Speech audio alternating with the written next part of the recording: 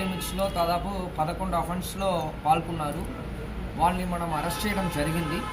దీంట్లో చూసామంటే 2024 నుంచి 2026 లాస్ట్ అఫెన్స్ 9/2026 వరకు దాదాపు 11 అఫెన్స్లో ఇన్వాల్వ్ అయ్యారు. దాంట్లో 2 బైక్ అఫెన్స్, రిమైనింగ్ 9 కూడా హెచ్బి బై నైట్ అఫెన్సెస్లో ఇన్వాల్వ్ అవ్వడం జరిగింది.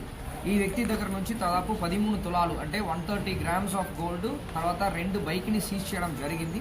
దీని విలువైనది దాదాపు మీకు 19 లక్షలు, అంటే 19,50,000 వరకు విలువ ఉంటుంది.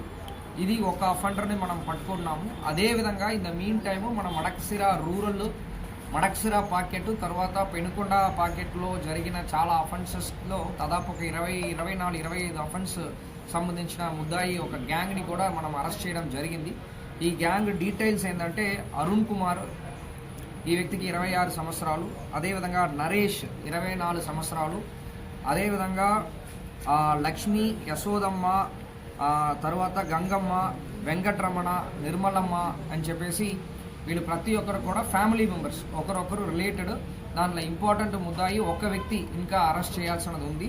సో వీళ్ళందరినీ కూడా అరెస్ట్ చేయడం జరిగింది. వీళ్ళ దగ్గర నుంచి మనము టోటలీ 270 గ్రాములు అంటే